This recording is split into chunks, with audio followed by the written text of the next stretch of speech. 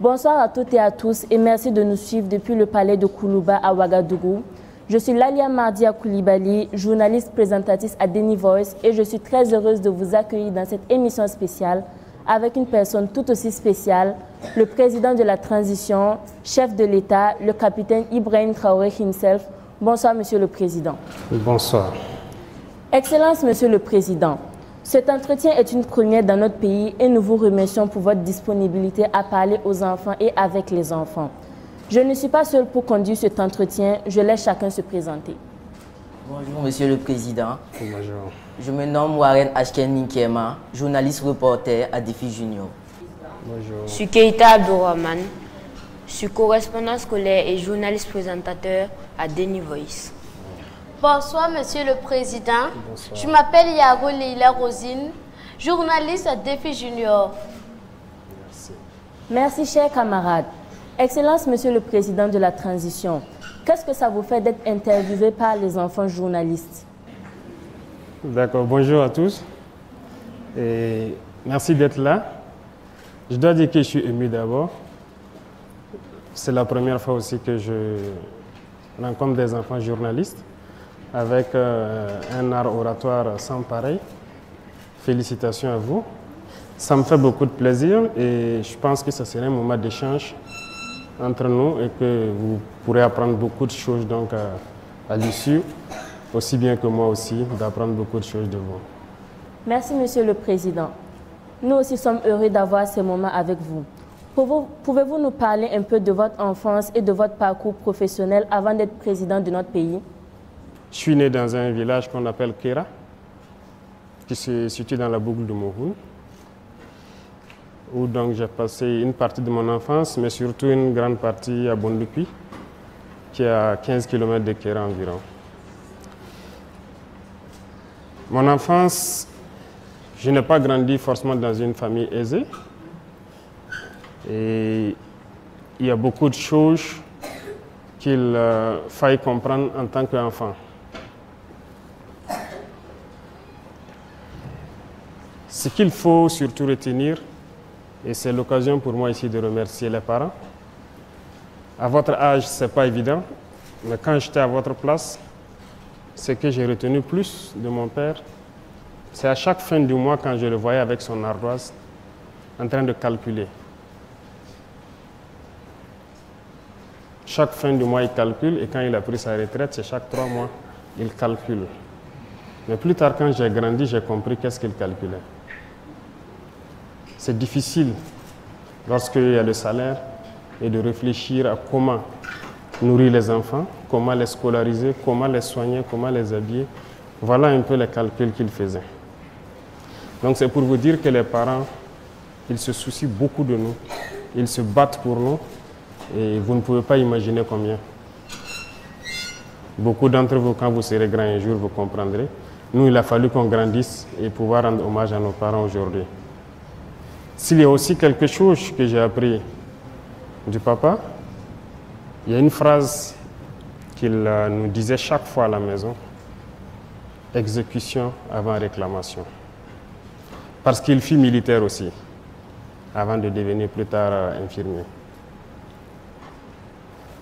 On l'obéissait et on faisait ce qu'il nous demandait de faire. Et même si on ne voulait pas le faire, il faut d'abord exécuter et plus tard, vous le faites comprendre. Il y a un certain nombre de valeurs que les parents nous ont inculquées. En ce qui concerne d'abord l'intégrité, l'honneur, la dignité, ce sont des choses qu'on a appris avec eux et qui nous ont forgés et qui nous ont permis peut-être d'être ce que nous sommes aujourd'hui. Comme je dis, les parents n'étaient pas forcément aisés, mais ce n'est pas pour autant qu'il faut aller mendier, ce n'est pas pour autant qu'il fallait pleurnicher ou aller mentir ou voler. C'était interdit, strictement interdit. Donc il y a un certain nombre de valeurs, malgré donc, que vous n'êtes pas forcément aisé, mais vous devez incarner.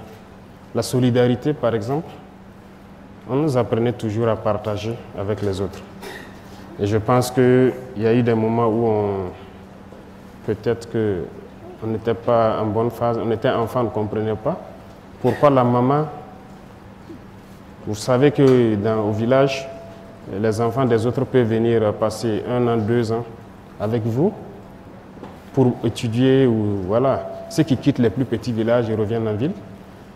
Donc, quand elle nous donnait 2 gâteaux, peut-être qu'elle donnait 3 gâteaux à l'enfant de l'autre. Et nous, bon, en tant qu'enfants, ça nous faisait un peu jaloux. Pourquoi vous ne nous donnez pas peut-être la même chose? Pourquoi même prendre mieux soin de l'enfant de l'autre que ses propres enfants? Elle nous disait toujours que vous comprendrez quand vous serez grand, le jour où vous ne serez pas peut-être à côté de nous. Étant grand, on comprend. Et on a appris à partager aussi avec les autres. C'est dans ça que nous avons été forgés. Et moi particulièrement, j'ai fait beaucoup de tâches ménagères. Hein. Ce qu'on dirait peut-être les tâches des filles. J'ai aidé ma maman à laver ses assiettes, à vendre ses beignets et tout. Les gens se sont peut-être moqués de moi, les camarades à l'école. Mais c'était une manière pour moi de la soutenir. Parce que ce n'est pas facile de la voir se lever à 5 h du matin, voilà, chaque jour, faire ses beignets pour aller à l'école. Moi, la récréation, j'étais le premier, je courais à rejoindre l'emplacement, je l'aidais à vendre ses beignets. Les camarades peuvent se moquer et tout, mais voilà, je l'aidais comme je pouvais. Donc c'est un peu ce qui a marqué la toute petite enfance. Je me suis retrouvé à 14 ans libre. Quand j'ai dit libre, je me suis retrouvé tout seul à Bobo, libre de faire ce que je veux.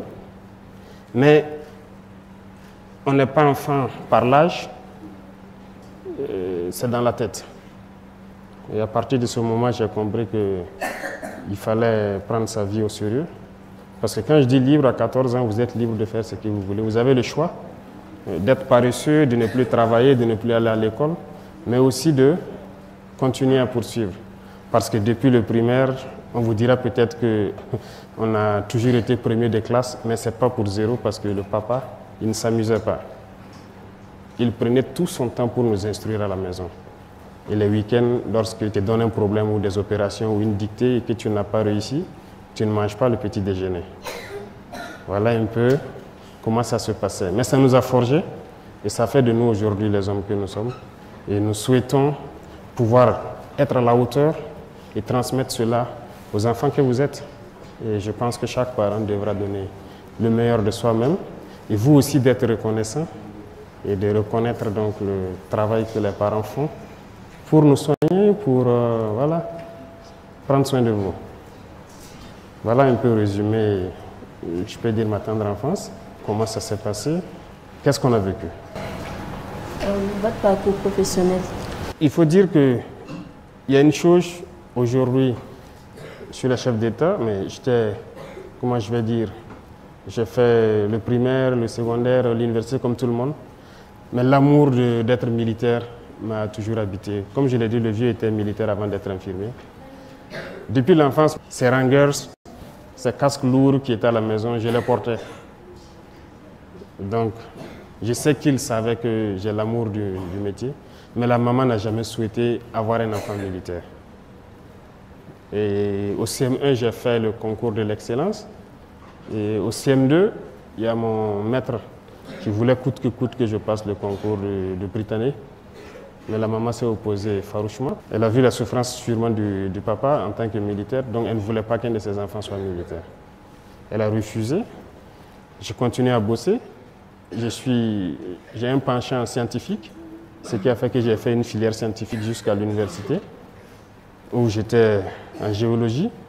Voilà. Après le bac, j'ai souhaité encore rejoindre l'armée, mais elle a refusé. Mais quand elle me refusait quelque chose, je ne pouvais pas forcer, parce que si tu forces, ce n'est pas bien. Donc j'ai continué. En année de maîtrise encore, à l'université, je l'ai encore demandé. Je l'ai dit, c'est l'armée que je veux. J'étais bien en géologie, je pouvais faire ce que je voulais. Voilà. J'avais beaucoup de possibilités de bourse, parce que je n'étais pas quand même dernier de classe. Voilà. Mais c'est en année de maîtrise qu'elle m'a donné l'autorisation. Et j'ai fait le test de l'académie. Je suis allé faire ma formation et voilà, je suis devenu officier de l'armée. moi j'étais convaincu, si elle m'a donné sa bénédiction, elle m'a dit de le faire cette fois-ci.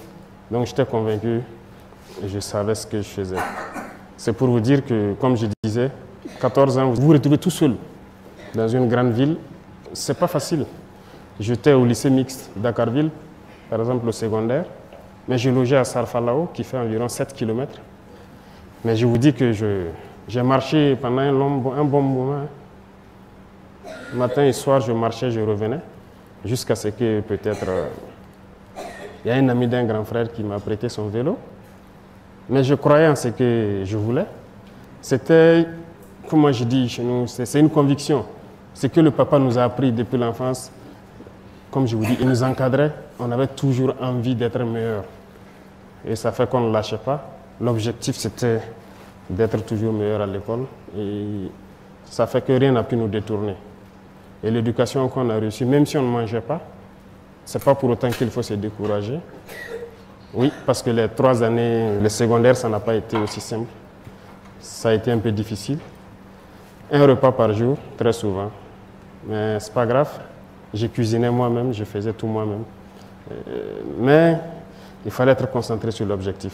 Ce qui m'importait, c'est qu'en fin de trimestre, voilà, je dois avoir telle moyenne et c'est tout. Donc c'est ce qui nous a guidés, si je peux dire. Est-ce que ça vous satisfait ou bien je dois vous détailler encore certains points qui vous ont... Non, merci, ça suffit. D'accord. Je passe la parole à mes collègues pour la suite de l'entretien. D'accord. Monsieur le Président, l'on constate que beaucoup de nos frères et sœurs ne sont pas à l'école à cause du terrorisme. Que prévoyez-vous pour accompagner et faciliter leur scolarisation? Vous avez parfaitement raison. Beaucoup ont été déscolarisés de force à cause donc de ce phénomène qui nous endeuille. Je pense qu'à cette rentrée, nous avons pu quand même faire ouvrir beaucoup d'écoles. Mais il faut dire que l'ambition pour nous, c'est de pouvoir créer des écoles modernes. Des écoles modernes en ce sens qu'il faut d'abord créer de vraies agglomérations où il faut créer toutes les structures socio-professionnelles. Et l'école fait partie. Nous réfléchissons tous les jours à créer des écoles modernes. Parce que aujourd'hui, il y a beaucoup de villages qui ne peuvent pas retourner où les gens ont dû abandonner. Actuellement, les gens sont dans certains centres. On a créé un cadre pour que les gens puissent étudier. Mais ce n'est pas le meilleur cadre pour nous. Donc, nous souhaitons faire retourner les gens dans les grands centres, mais nous souhaitons créer des écoles modernes, c'est-à-dire où les enfants peuvent s'épanouir. Il ne s'agit pas d'avoir une classe avec des effectifs de 100 et quelques assez pléthoriques où les instructeurs ont du mal à instruire. Sinon, cela existe déjà. Nous avons mis un certain nombre de conditions. Mais l'objectif, c'est de créer vraiment, de construire des écoles modernes. Cette année, on a pu construire quelques écoles dans certaines villes déjà. C'est vrai que les gens n'ont pas l'information, mais peut-être que bientôt le reportage sera fait. Des écoles ont été construites avant même les vacances, dans certains centres où il y a eu assez de déplacés. Mais l'objectif, lorsque nous ramenons les gens dans leur école, nous voulons créer de nouvelles écoles où les enfants vont apprendre et être très bien épanouis. Donc ce processus aussi est en cours. Nous avons ouvert beaucoup d'écoles à cette rentrée-là. Donc beaucoup d'élèves ont repris les cours. Beaucoup de centres qui étaient fermés ont repris. Mais nous sommes dans le processus de construire de nouvelles écoles modernes pour que les enfants puissent étudier et avoir voilà, les mêmes chances que ceux qui sont dans les zones non affectées. Excellence, Monsieur le Président. On aimerait bien savoir que fait le gouvernement pour garantir la protection des droits et la sécurité des enfants au Burkina Faso. Je pense que c'est la mission principale du gouvernement. Tout le combat que les gens mènent, c'est pour garantir donc, les droits des enfants, si je peux dire. D'abord, le droit à la vie qui est un droit pour tout le monde. Tout le monde a droit à la vie. Donc tout ce que nous mobilisons, tout ce que nous faisons actuellement, c'est de combattre ce terrorisme-là. C'est pour garantir d'abord le droit à la vie. Et qui dit droit à la vie, droit à la protection donc des enfants. Vous voyez, lorsqu'un père prend les armes, généralement pour combattre le mal, ce n'est pas pour lui qu'il le fait, c'est pour vous les enfants. S'il prend l'arme et qu'il fait face à l'ennemi, il est prêt à mourir, mais c'est pour assurer donc votre protection, c'est pour vous protéger. Donc c'est notre devoir de créer ces conditions pour que les hommes puissent se battre, mais assurer la protection donc, des enfants que vous êtes. Aujourd'hui, nous vivons une situation, mais nous espérons que vos vies soient meilleures que les nôtres. Que ceux qui n'ont pas droit à un certain nombre de privilèges aient ce droit-là demain. Parce que nous sommes convaincus que cette condition peut être réunie au Burkina Faso. Donc nous devons combattre ce mal, assurer votre droit à la vie, qui est le droit élémentaire, assurer donc votre protection, mais aussi que vous puissiez accomplir vos devoirs, parce qu'il n'y a pas que le droit. Je crois que vous le savez bien, l'a dit, les droits et devoirs. Autant on assure vos droits, on met tout en œuvre pour que vous puissiez exprimer et faire vos devoirs. Donc c'est la tâche primordiale du gouvernement, de tout mettre en œuvre pour que vous puissiez grandir et vous éduquer dans des conditions assez sereines. D'accord? Est-ce que j'ai répondu à votre question à peu près? Merci beaucoup. D'accord. Monsieur le Président, on constate qu'il y a beaucoup d'enfants vivant avec un handicap qui ne sont pas scolarisés par manque d'école adaptée ou parce que leurs parents n'ont pas assez de moyens. Que pouvez-vous faire pour résoudre ce problème? Vous avez parfaitement raison. Et nous avons aussi fait les mêmes écoles. Et comme vous le dites, on a souvent constaté qu'on ne fait pas trop attention à ce volet-là depuis un certain temps. Nous avons fait des écoles où, par exemple, pour ceux qui sont handicapés moteurs, on n'avait pas prévu rien que les rampes pour les permettre d'accéder à l'école et tout ça. Mais je pense que ce sont des choses qui sont en train d'être rattrapées actuellement. Et comme je vous parlais tout à l'heure, nous sommes en train de vouloir construire des écoles modernes. Il y a ceux, par exemple, les handicapés moteurs, ils auront leurs droits élémentaires qui peuvent être respectés dans ce genre d'école. Handicapés visuels, je pense que le braille est en train de se développer. Donc il y a beaucoup de facteurs que nous sommes en train d'étudier pour intégrer dans ces écoles modernes dont je parle. Il faut prendre en compte justement les enfants vivant avec les handicaps pour qu'ils ne se retrouvent pas en marge.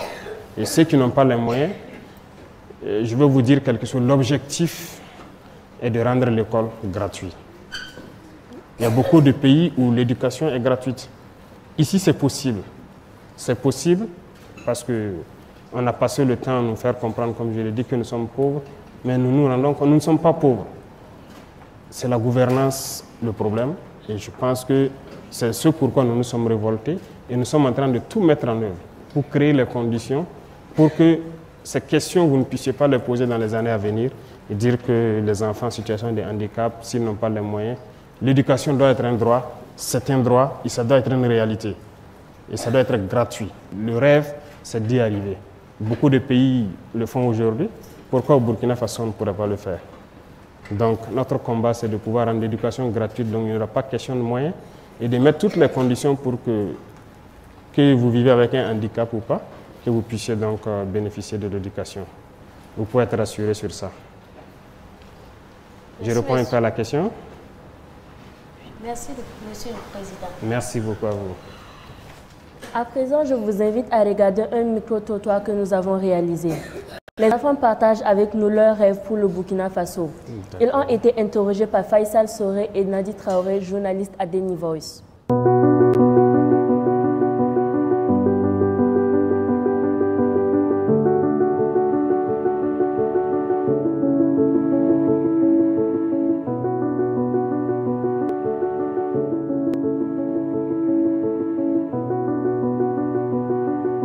Je m'appelle Baga Divine Lorissa Terawan. Mon rêve pour le Burkina Faso, c'est que les gens respectent les grandes personnes et les autorités. Je m'appelle Wedroro Gladys.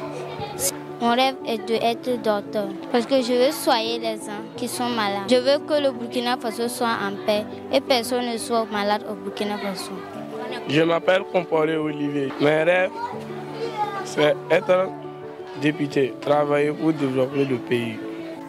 Je m'appelle Gwen Fatimata. En tant qu'enfant, je veux que tous les enfants aillent à l'école sans avoir peur, que tous les déplacés internes puissent retourner dans leur village, qu'il y a beaucoup de nourriture au Faso. Je me nomme Pedro Aboubakar Sidik. Je me rêve que pour que le Burkina Faso soit en paix et que je puisse aller à l'école pour devenir demain un infirmier et que le Burkina Faso se développe.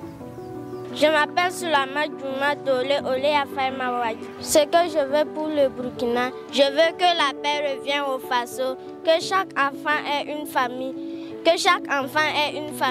que les filles ne soient pas forcées de se marier, que les enfants soient scolarisés.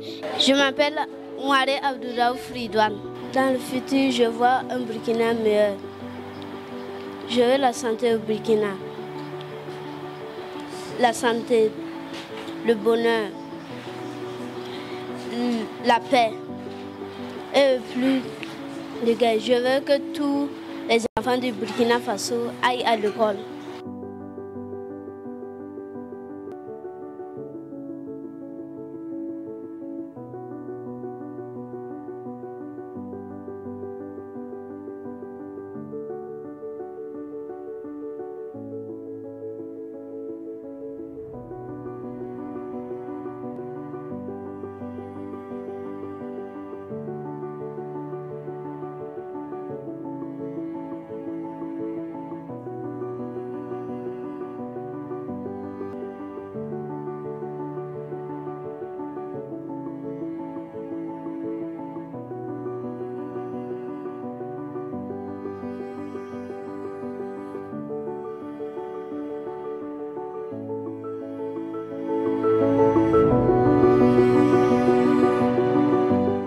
Monsieur le Président, réaction après ce que vous venez de voir. Il y a un de vos camarades, c'est Ridouane, c'est ça, qui dit qu'il rêve d'un futur, voilà, du Burkina Faso, où il y a le bonheur, la paix. Il a résumé beaucoup de choses. C'est aussi notre rêve. Beaucoup parlent de la paix, retourner à l'école et tout. Je vois que vous n'êtes pas des enfants dans l'esprit. La situation vous a rendu adulte.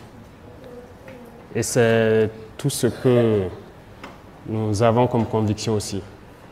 Il faut que la paix revienne, que vous retournez à l'école, que chacun retrouve ses camarades, que vous puissiez communier, que vous puissiez partager, que vous puissiez vivre l'enfance. Nous avons vécu plus ou moins en paix. Et si aujourd'hui les enfants n'arrivent pas à vivre ce minimum d'amour qu'ils ont pu partager là, ça me met mal à l'aise. Donc le combat, c'est de ramener cette paix-là. Et aussi, comme il a dit, un avenir meilleur, le bonheur, le développement, c'est possible. Parce que je peux vous assurer que vos enseignants et en tout cas les pédagogues sont à pied d'œuvre pour créer les conditions pour que vous puissiez apprendre le Burkina réel. Parce que ce que nous avons appris, ce n'est pas forcément bien pour la tête. Qu'est-ce que je veux dire par là? Par exemple, on ne vous dit pas toutes les potentialités du Burkina. Il faut qu'on puisse vous enseigner cela. Donc vos manuels scolaires vont sûrement changer. Les gens sont à pied d'œuvre pour inscrire dedans les réalités. Nous avons appris beaucoup de mensonges, parce que c'est ce que l'impérialisme a voulu qu'on apprenne. Mais nous voulons changer cela avec vous. Que vous appreniez les réalités du Burkina et qu'on puisse se mettre au travail ensemble et pouvoir faire sortir le pays donc, de cette situation. D'accord? Et c'est bien possible. Manger à sa faim, c'est possible. Il l'a dit. Est-ce que beaucoup de gens aujourd'hui à l'école font, par exemple, le jardinage? Nous, je sais que chacun avait une partie dans le jardin de l'école. Matin et soir, on arrosait nos arbres. On faisait beaucoup de choses de façon pratique. Et c'est une manière de faire, d'apprendre l'agriculture tout petit. Et ça peut aider, contribuer à ce qu'on soit autosuffisant. Donc chaque enfant doit manger à sa faim. Un enfant ne doit pas avoir faim. Donc c'est le combat que nous menons. Je suis très ému et je suis très content que vous pensiez la même chose. D'accord? Nous sommes encouragés ainsi. Vous êtes un vrai leader, un exemple pour nous les enfants. Chaque jour, nous voyons à la télévision les combats que les FDS et les VDP mènent sur le terrain contre les terroristes. Quelle est la situation actuelle de la lutte contre les forces du mal? La situation actuelle, nous ne souhaitons même pas que vous voyez certaines choses, mais ce que je peux dire, ce n'est pas un plaisir de tuer, comme on le dit, ce n'est pas bien.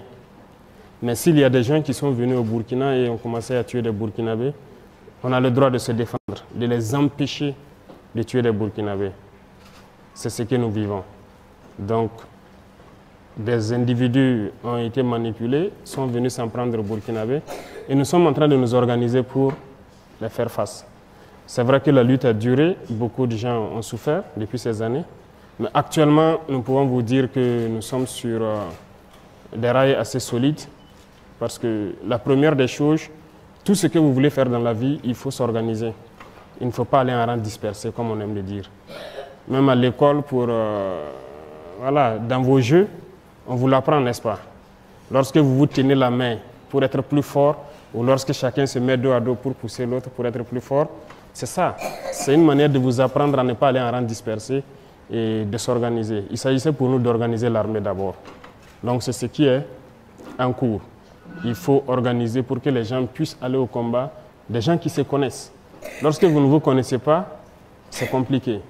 Donc cette phase est en cours et c'est très bien évolué. Deuxième chose, c'est l'équipement.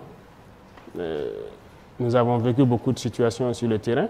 C'est comme j'ai dit, ce que nous avons vécu, nous ne souhaitons pas que demain les autres vivent la même situation. Il fallait équiper les forces. Nous sommes sur cette question. Beaucoup de gens aujourd'hui sont très bien équipés. En tout cas, sur ce volet, on a fait un gros effort, justement avec le peuple qui a compris la mission. Vous savez que ce n'est pas la magie qu'on a fait. Voilà, nous avons exposé la situation au peuple. Nous avons demandé à ce que les gens contribuent pour pouvoir équiper les forces. Que ce soit en protection individuelle, en moyens roulants, les armes, les munitions. Aujourd'hui, l'équipement, ça va. Les gens arrivent à être déployés de façon convenable et la lutte avance. Et comme vous pouvez le constater, il y a beaucoup de zones où nous avançons, nous réinstallons la population au fur et à mesure et nous consolidons. Parce que lorsqu'on installe, il faut installer d'autres forces avec pour pouvoir les assurer un minimum de sécurité. Et nous avançons au fur et à mesure. Donc, a priori, nous pouvons vous dire que partout au Burkina, les opérations se mènent.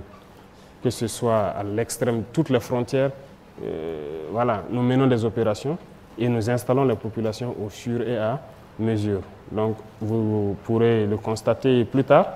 Nous ne donnons pas généralement les noms de tous les villages réinstallés, mais à chaque jour, en tout cas, les villageois retournent sur leur terre et essaient de réorganiser la vie avec les FDS et les VDP qui concourent donc à assurer leur sécurité.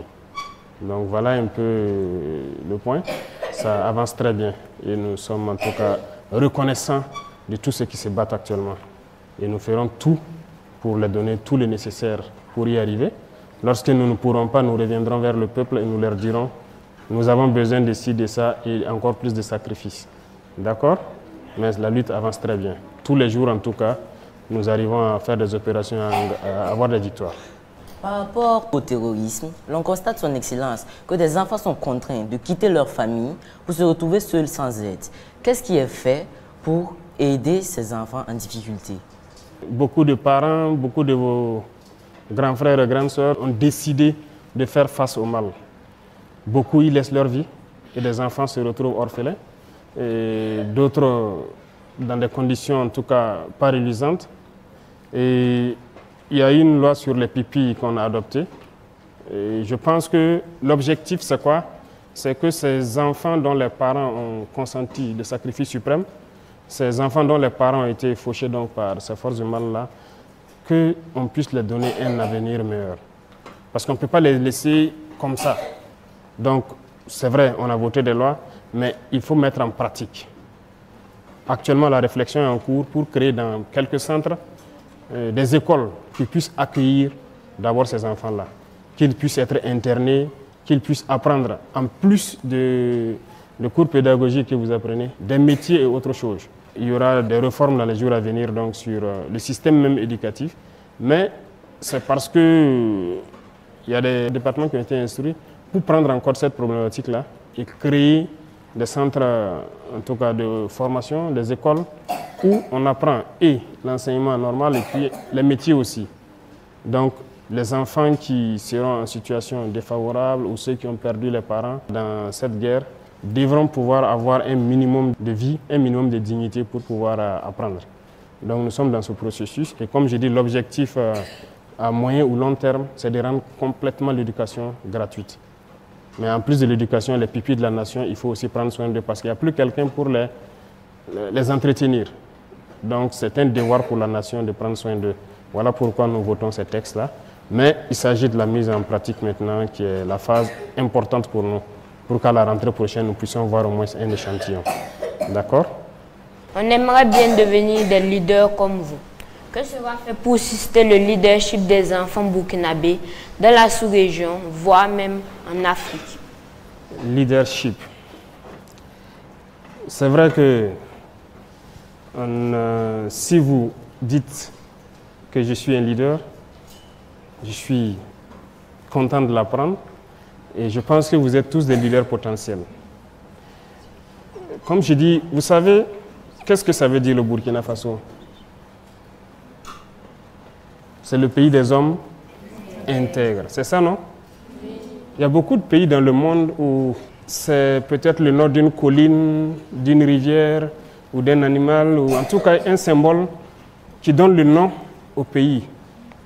Rares sont ces pays, je ne connais pas la signification de chaque pays, mais rares sont ces pays où on définit la qualité des hommes. Est-ce que vous comprenez? Burkina Faso, les hommes qui y vivent doivent être des hommes intègres. C'est le pays des hommes intègres. Donc, il y a beaucoup de valeurs que vous devez d'abord incarner, des valeurs que vous devez apprendre et faire, appliquer. Ça commence par là.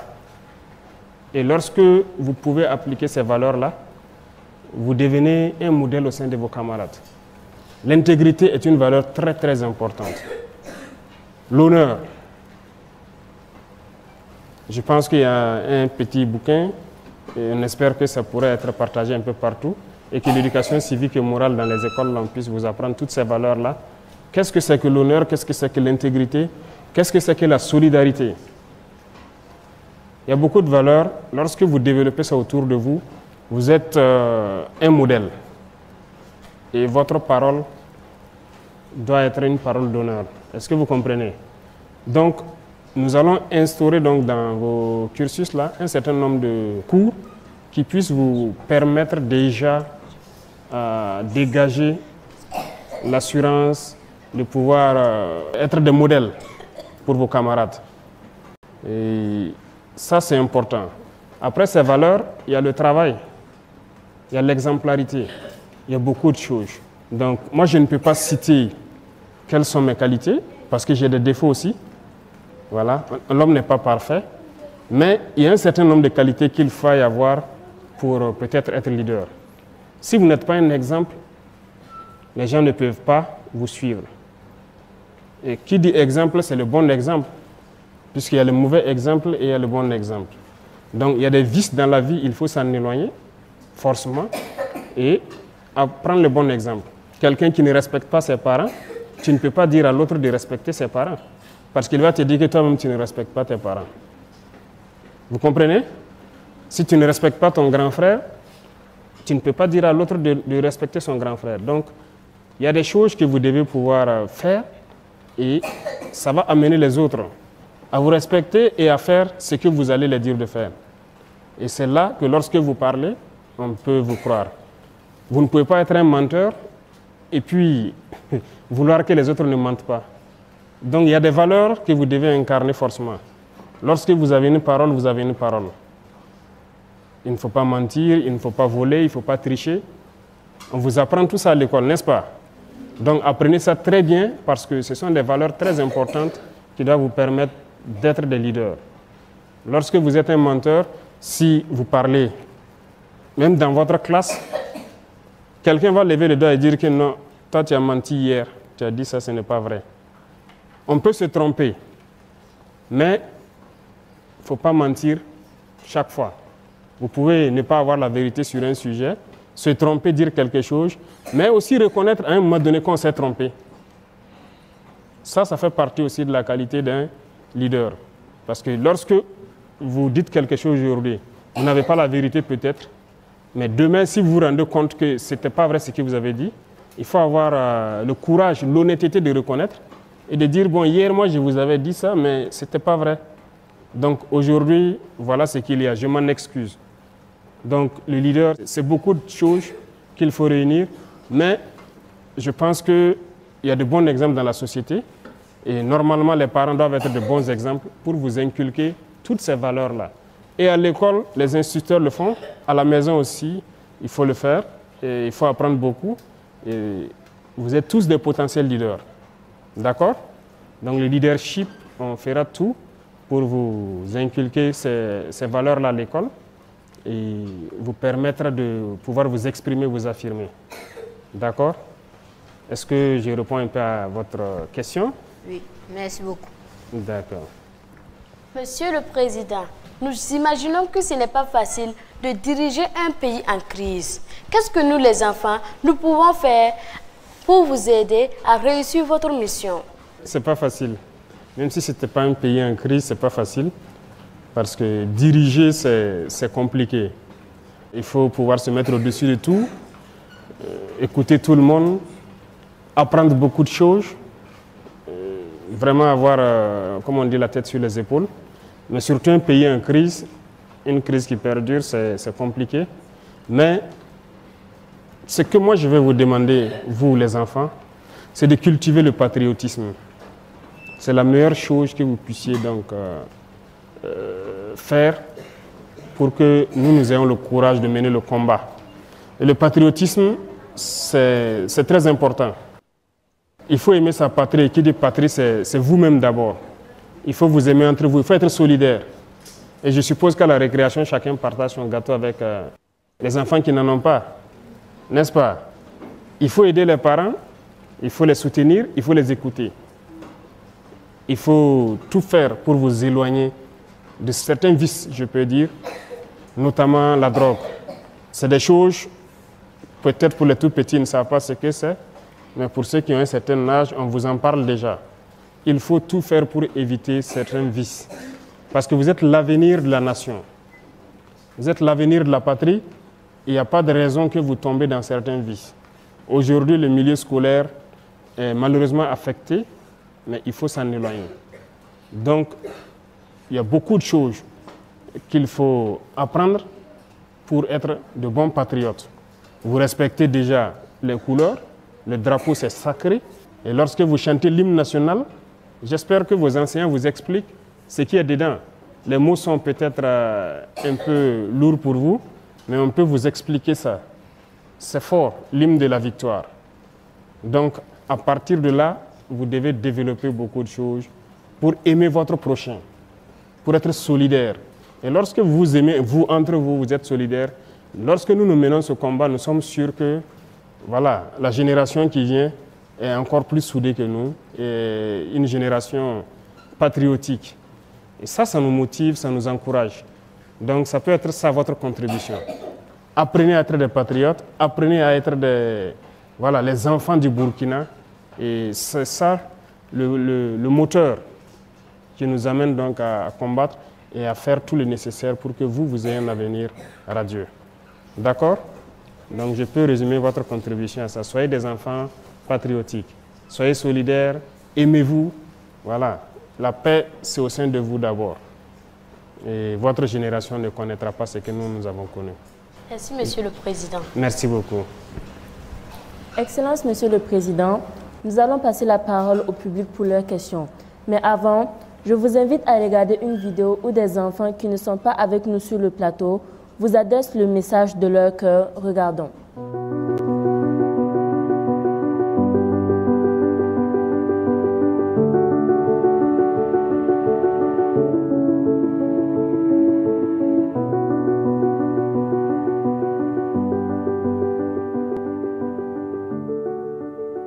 Je m'appelle Toukone Jennifer. Je veux que le président surveille les Burkinabés et qu'il fasse finir le terrorisme au Burkina Faso. Je m'appelle Kompori Radia Oudat. Je veux que le président sorte parler et que les enfants respectent le code de la route.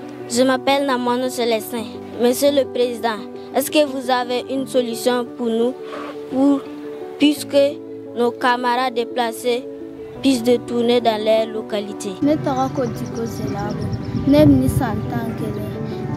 le Président, nous allons Côte d'Ivoire, aller au Konyalmane, mais école Fana Konyalmane, ne fait minina fait, Akara Seko Bella Jenike, Kassira Kelek Gang à Bangadoura, ou la dame Sanou Bé, Kashirata école d'Israël. Je m'appelle Ilbudo Ornella. Je veux qu'il baisse les prix de nourriture pour qu'on puisse manger bien et partir à l'école.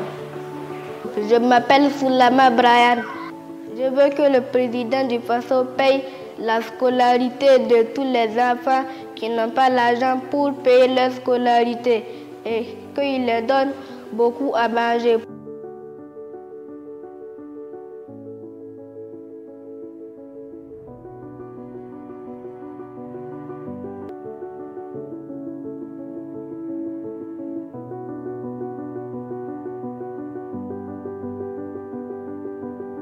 Je m'appelle Toné Chérifatou. En face du président Ibrahim Traoré, je lui dirai merci d'avoir aidé, de nous avoir donné la joie. Je m'appelle Tienou Amen Emmanuel. Je suis né à Tansila. J'ai commencé à étudier à Tansila. À cause de l'insécurité, les écoles étaient fermées. J'étais obligée de venir chez ma grande sœur à Tchériba pour étudier. Là-bas, j'ai trouvé mon CP. Aujourd'hui, je suis à Ouara, en train de faire 6e. Je vous demande, Monsieur le Président, quand est-ce que je peux retourner chez moi?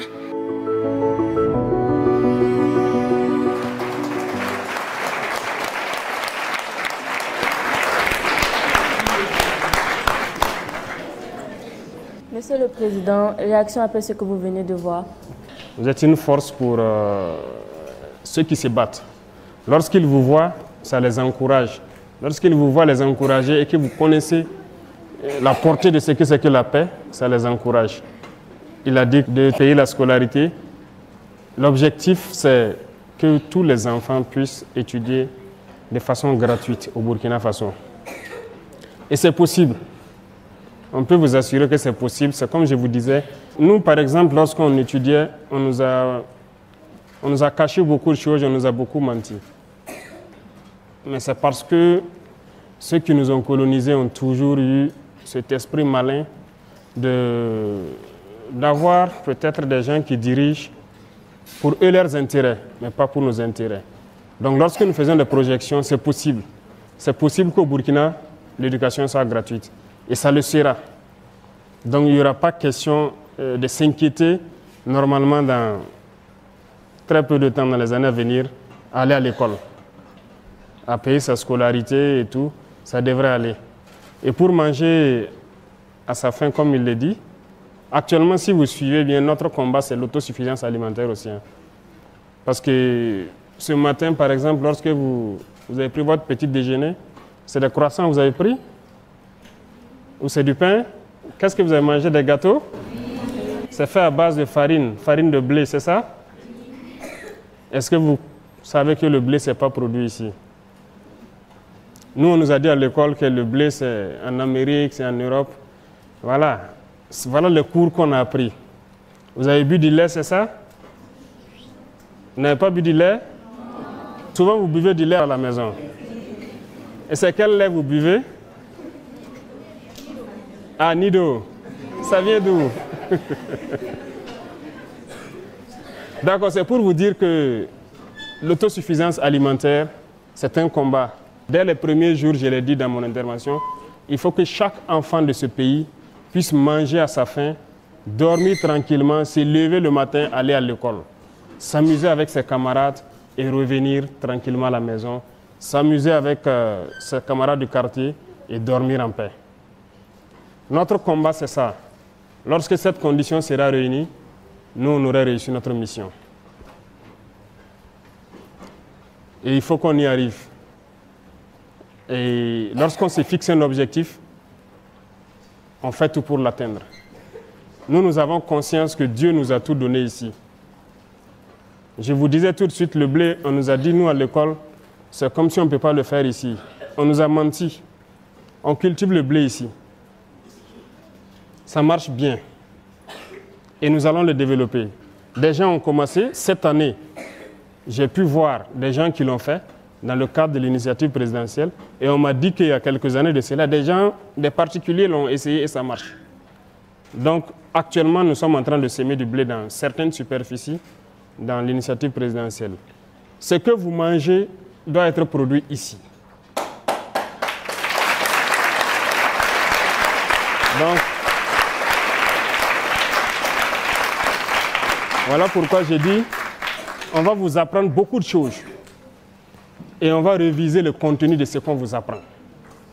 Pour ceux qui prennent le café, on nous avait fait comprendre que vos chocolats, le café et autres, c'est dans les pays où il pleut parce qu'ici c'est la savane, c'est le désert, il ne pleut pas, on ne peut pas cultiver. On nous avait encore menti, c'est faux. Le café pousse bien, le cacao ça pousse bien. Il y a des gens qui ont des champs ici et ça produit très bien. Même à Ouagadougou ici, il y en a qui ont des arbres de cacao dans leur cour. Ça veut dire que les chocolats que vous pouvez envier chez les enfants qui sont dans des familles un peu aisées, tous les enfants peuvent manger les chocolats au Burkina.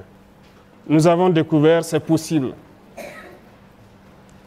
Le lait, pourquoi on doit importer? On peut le faire. C'est pour vous dire qu'il y a beaucoup de choses, on ne nous avait pas dit la vérité. Vous, vous avez la chance et on vous l'apprend et on vous promet qu'on fera tout pour que vous mangez à votre faim.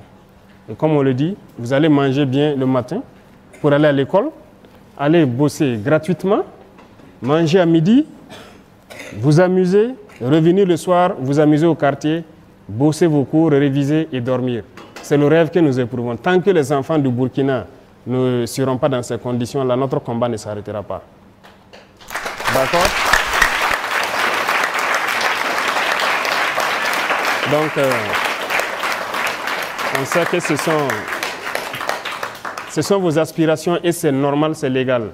Tout parent se bat pour ça. Même ceux qui n'ont pas d'enfants se battent dans l'espoir d'avoir des enfants et de prendre soin d'eux pour qu'ils vivent dans des conditions meilleures que eux et qu'ils puissent être meilleurs que eux. C'est le combat de tout le monde, de toute génération. Nous avons la chance, Dieu nous a tout donné. Partout au Burkina, vous savez que partout on cultive. Partout. Au Sahel, là on vous dit que c'est le désert, ce n'est que le sable, on peut produire. Nous, on nous a beaucoup menti à l'école, hein, mais c'est le formatage du colon. Il nous fait comprendre cela pour qu'on ne réfléchisse pas. Mais on s'est rendu compte que tout est faux. Si Dieu a laissé beaucoup de lacs dans ce désert-là, il sait pourquoi. On peut tout cultiver au Burkina, on peut tout faire, la terre est fertile. Et il y a des choses tellement naturelles au Burkina qu'on n'a même pas planté mais qui étaient là. N'est-ce pas? Est-ce que le karité, vous avez appris à planter des karités? Vous vous êtes né trouvé, non? Ça, l'état sauvage dans la nature. Vous savez que c'est un don de Dieu. C'est beaucoup de choses qui sont dans les karités. Vous avez le beurre de karité, qui est de l'huile, c'est important. Vous savez qu'il y a du chocolat dedans? Voilà, il y a beaucoup de choses. Il y a 7 sous-produits dans le karité. Vous avez le néré, qui est un produit naturel. Beaucoup de choses. Ce n'est pas uniquement les ressources sous le sol.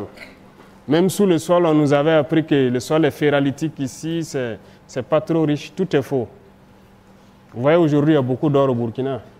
Mais c'est seulement mal géré. Et notre mission, c'est de pouvoir bien gérer ces ressources-là et vous entretenir, prendre soin de vous pour que vous soyez dans vos droits élémentaires de bien vivre, d'aller à l'école et qu'on puisse vous protéger. Et aussi que vous puissiez accomplir vos devoirs. Parce que vos devoirs, c'est très important. N'est-ce pas? Il faut faire vos devoirs. Il ne faut pas se limiter uniquement aux droits. Lorsque les gens vous disent que vous avez des droits, ajoutez et des devoirs. Vous avez des devoirs envers vos parents, envers vos aînés, envers la patrie. Vous avez des devoirs. Quelqu'un a parlé de feu, la circulation et tout ça. Vous voyez, vous pouvez voir des grandes personnes ne pas respecter le feu, ne pas respecter certaines choses dans la circulation. Mais il y a des écoles où on vous apprend et on souhaite que ce soit dans toutes les écoles. Il ne faut pas être ce genre d'adulte-là. le civisme. Vous voyez que des gens peuvent rouler, il boit son sachet d'eau, il jette, pendant qu'on peut trouver une poubelle et mettre dedans. On doit nettoyer, on doit rendre notre cadre de vie propre. C'est un devoir citoyen, c'est du civisme. Vous voyez aujourd'hui la maladie de la dengue qui nous fatigue. On fait beaucoup d'efforts, les médecins, les infirmiers. C'est le lieu de les rendre hommage d'ailleurs. Je vois que beaucoup d'enfants souhaitent être médecins et tout, pour que les gens soient en bonne santé. Mais est-ce que vous savez que cette maladie, principalement, c'est de la saleté? Les gîtes, quand on parle de gîtes larvaires, vous voyez l'eau sale qui est dans la rue, les moustiques se posent dessus parce qu'eux, ils veulent ça pour se développer.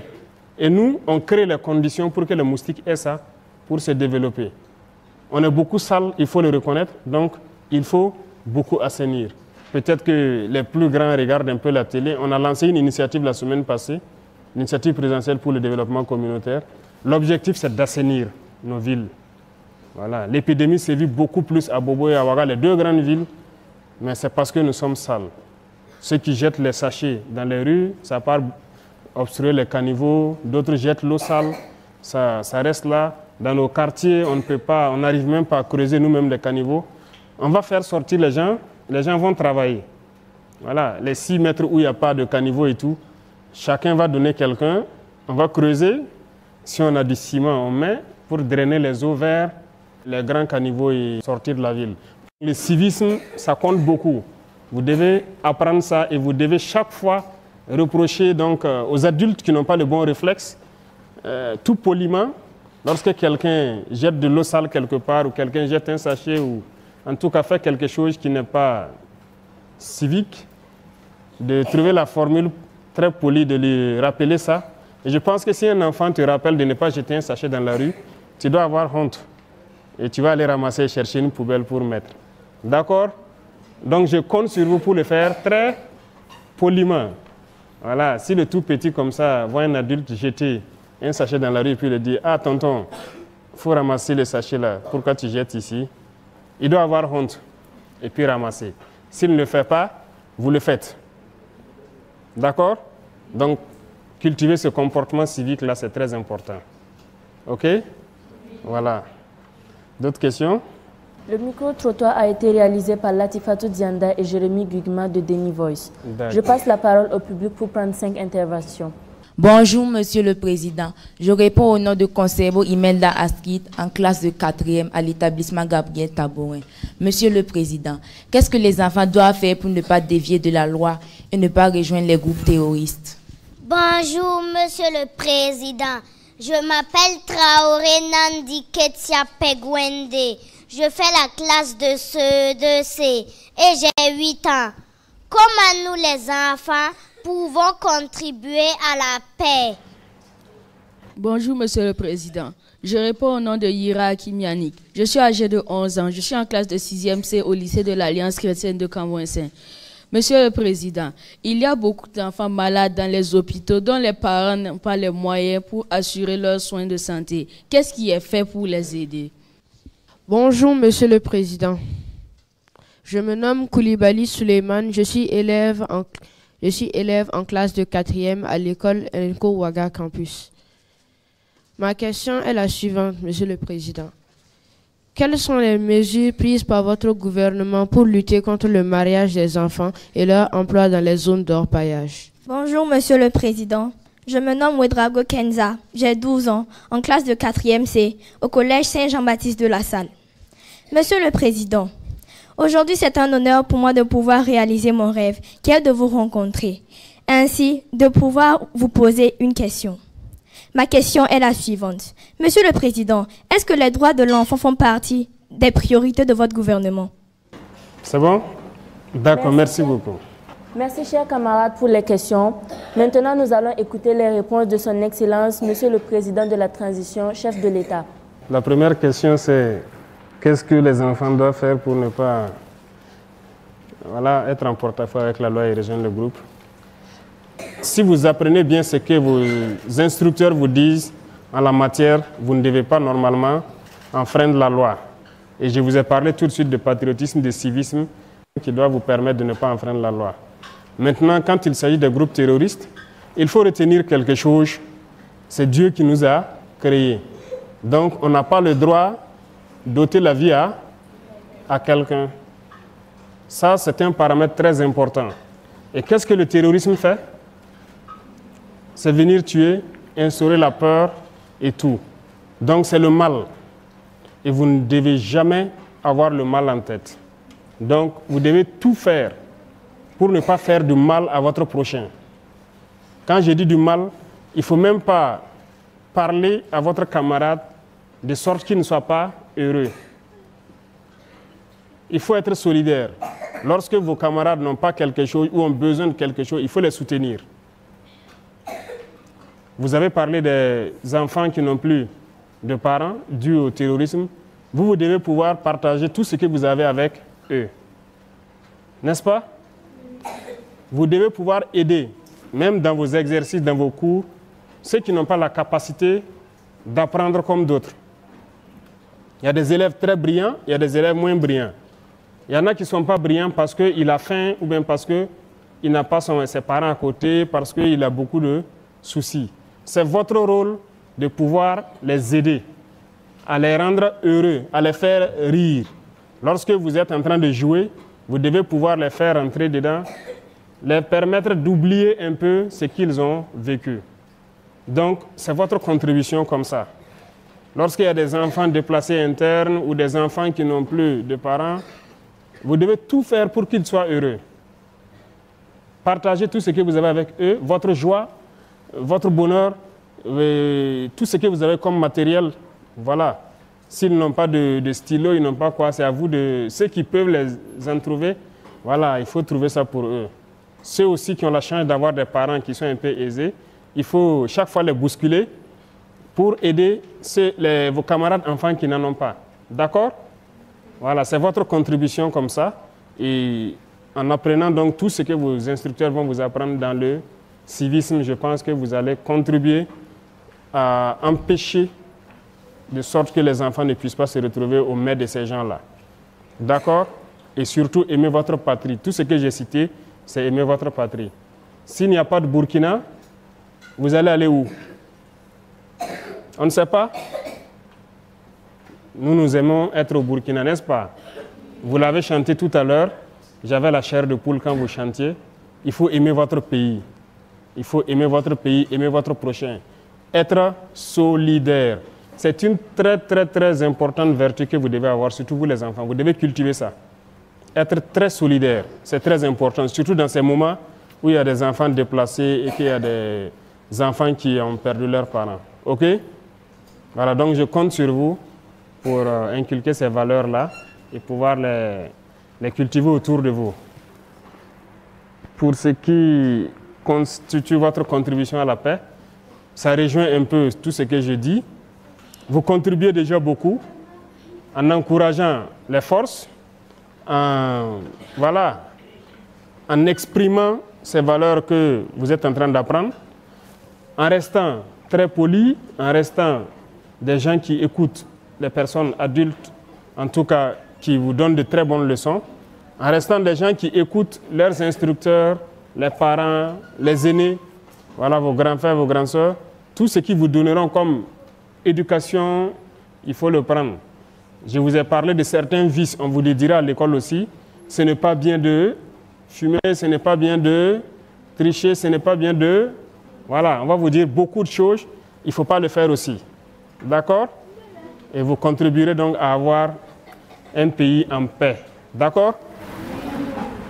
Pour les enfants malades, je pense qu'il y a déjà une loi qui dit qu'il faut, les enfants d'un certain âge, les soins gratuits, mais on doit reconnaître que ce n'est pas effectif partout.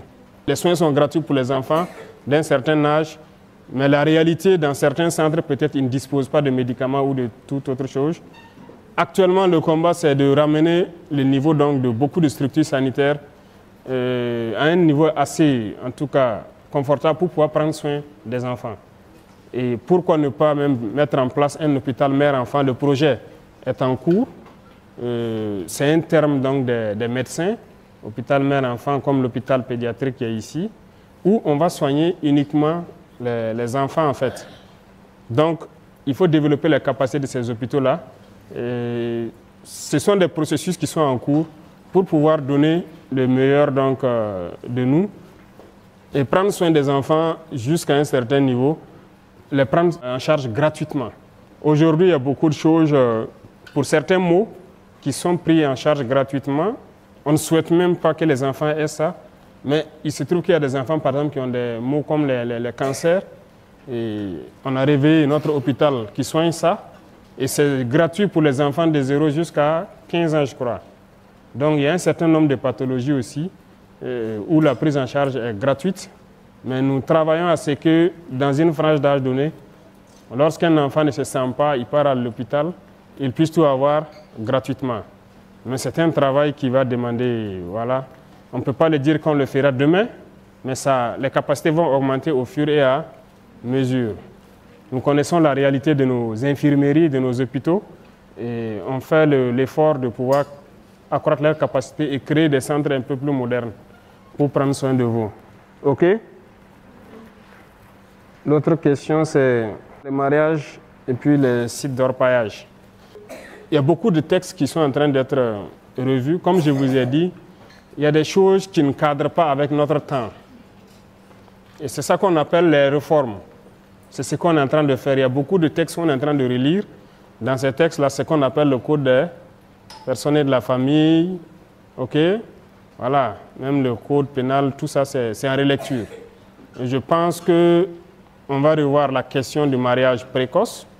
Il y a déjà des textes qui existent, mais l'application peine souvent. Et il faut reconnaître que dans certains villages, ça continue, le mariage des enfants. Mais il faut mettre en œuvre pour qu'il y ait toutes les structures au plus près des populations pour empêcher cela.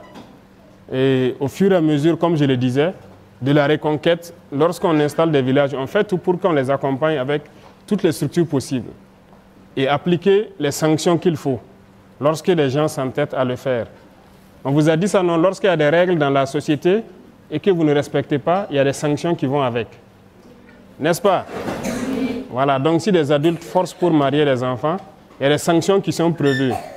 Et on est en train de relire les textes, peut-être pour aggraver les sanctions, pour que personne n'ose le faire. D'accord? Voilà. Vous devez vivre votre enfance et au moment venu, avoir le choix. Donc, c'est un combat, c'est une lutte. On est là-dessus. Concernant les sites d'orpaillage, c'est vrai, c'est une réalité, on observe dans les images. Et nous aussi, on a été sur le terrain, on a constaté beaucoup. Les enfants qui y travaillent.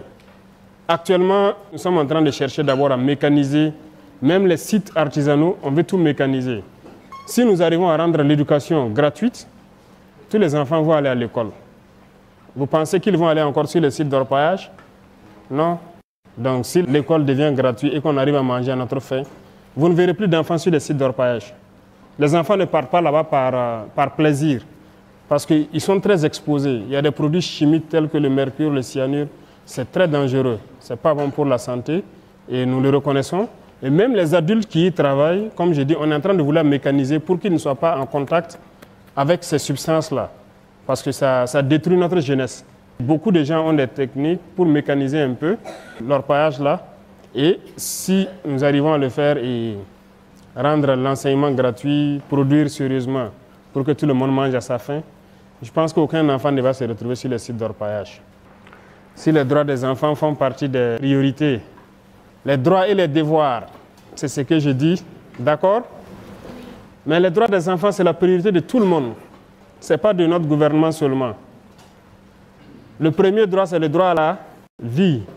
C'est l'essence même de notre combat. Donc, c'est une priorité. Le droit à l'éducation, c'est l'essence de notre combat. Tout de suite, je vous disais quoi? Nous, on nous a menti. On ne veut pas que vous, on vous mente. C'est l'éducation. Qu'est-ce qu'on doit vous mettre dans la tête pour que le pays se porte bien? Donc, c'est un droit que nous puissions mettre tout en œuvre pour vous apprendre les réalités du Burkina, ce qui est bien pour le Burkina et que vous soyez de très bons Burkinabés. Donc, ce droit à l'éducation-là, qu'on le veuille ou pas, si on veut que ce pays reste Burkina, nous sommes obligés de développer ça. Donc, ça fait partie de nos priorités. Et comme je dis, tous ceux qui se battent aujourd'hui au front, FDS, VDP, c'est pour vous protéger. Lorsqu'un père se lève et prend l'arme, il part au contact de l'ennemi, c'est pour que ses enfants puissent vivre en paix. Lui, il est prêt à mourir, mais il veut protéger ses enfants. Donc, ça fait partie de vos droits, qu'on puisse vous protéger. Vous pouvez être rassurés, c'est tout le combat que nous menons. Et je résume encore à la même phrase que j'ai dit. Il faut que vous, les enfants, vous puissiez manger à votre faim, aller à l'école tranquillement et dormir en paix. Donc, ça fait partie de notre combat. C'est ce pourquoi nous sommes là. Donc, ça fait partie de nos priorités. Et vous permettre d'accomplir vos devoirs. N'est-ce pas? N'oubliez pas ce paramètre. Il faut accomplir vos devoirs également. Voilà un peu, si je peux dire, la réponse aux 5 intervenants, si je me trompe. Autre question? Monsieur le Président, merci pour ces réponses. Excellence, Monsieur le Président de la Transition, chef de l'État. À l'occasion de la Journée mondiale de l'enfance, célébrée chaque 20 novembre, nous, les enfants du Burkina, avons un message à vous adresser. Notre message sera lu par Diko Leila de la province du Soum, chef-lieu Djibo. Excellence, Monsieur le Président, Mesdames et Messieurs, chers camarades, bonjour.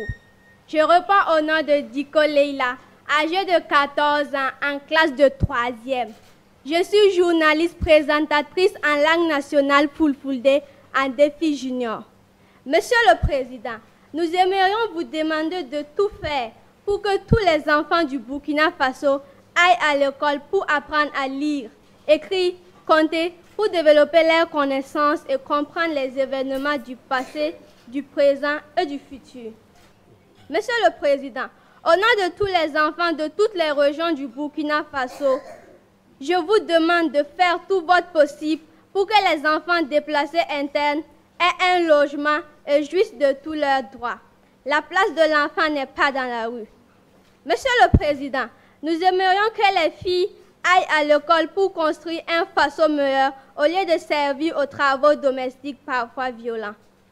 Monsieur le Président, nous, en tant qu'enfants, voulons la paix et la sécurité au pays, afin que nous puissions jouir pleinement de tous nos droits restreints à cause de la crise sécuritaire.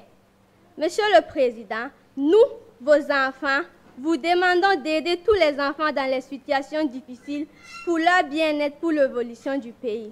Je vous remercie.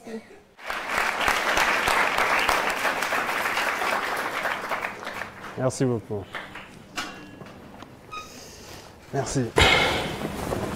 Chers camarades journalistes, enfants du Burkina Faso, nous sommes presque à la fin de cet entretien exclusif. Nous allons à présent écouter le message solennel de notre invité très spécial, le chef de l'État, son Excellence, le capitaine Ibrahim Traoré.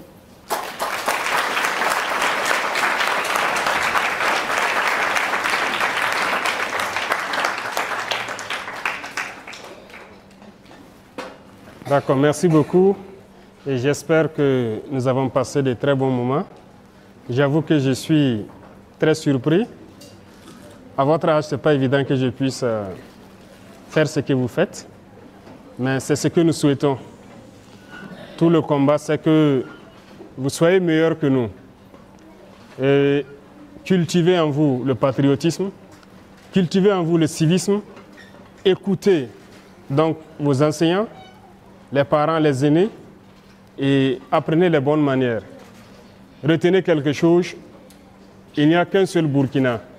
Et comme je vous dis, le Burkinabé se définit par l'homme intègre.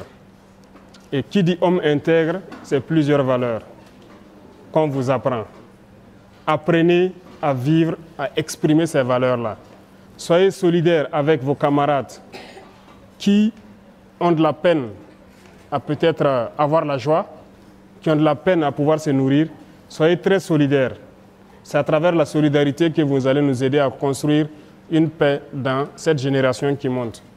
Et à nous encourager, nous qui nous battons, pour nous donner encore plus, pour que vous puissiez avoir un avenir à Dieu.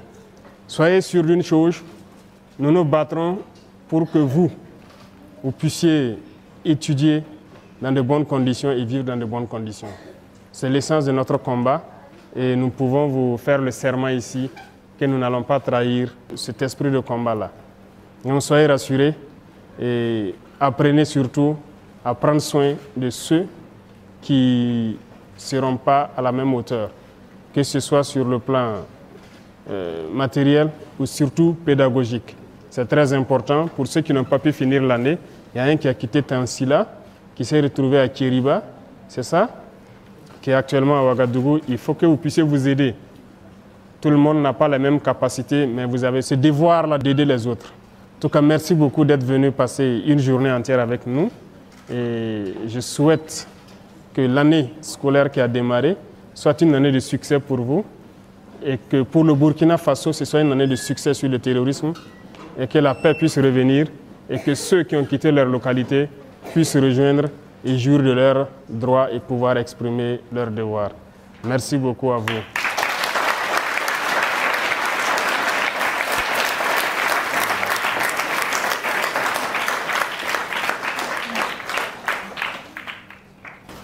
Merci, Monsieur le Président, pour cet honneur à notre endroit. Nous vous remercions de vous être prêtés à nos questions et vous souhaitons plein succès dans votre mission. Merci de nous montrer que les enfants qui constituent plus de la moitié de la population du Burkina sont aussi importants à vos yeux. C'est la fin de cet entretien. Merci à vous, chers camarades, de nous avoir suivis depuis le palais de Koulouba. Que la paix et la sécurité reviennent dans notre pays. Que Dieu bénisse le Burkina Faso, la patrie où la mort nous vaincront. Je vous remercie. Merci beaucoup. Mesdames et messieurs, vous venez de suivre le grand entretien avec son Excellence, Monsieur le Président de la Transition, chef de l'État. Voici venu le moment pour le chef de l'État de remettre symboliquement des cadeaux à 6 enfants. Il s'agit d'un recueil dédicacé et un sac à dos souvenir de cette rencontre historique. J'invite à recevoir les cadeaux Dembélé Yasmine.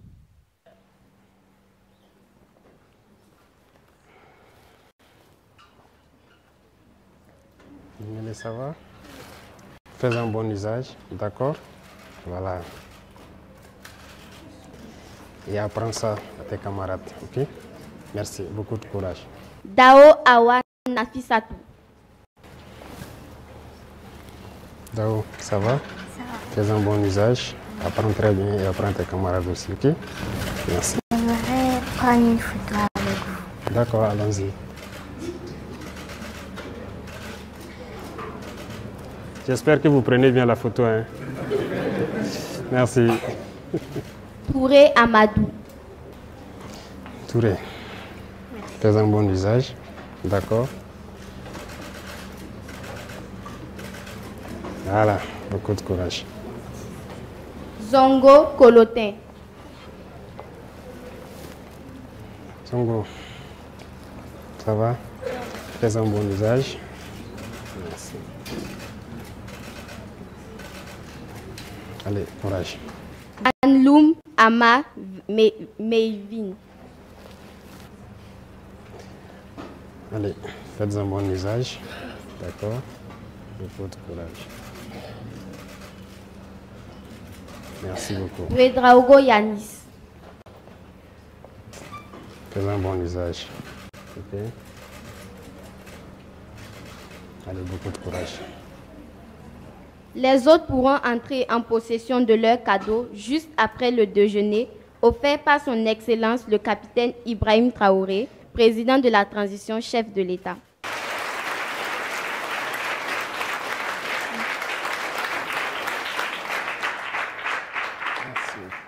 J'invite à présent nos 4 journalistes à faire la photo avec le président de la transition, chef de l'État. Mesdames et messieurs, merci de vous tenir debout pour le retrait de son Excellence, le capitaine Ibrahim Traoré, président de la transition, chef de l'État. La suite du programme prévoit la photo au perron. Je vous remercie.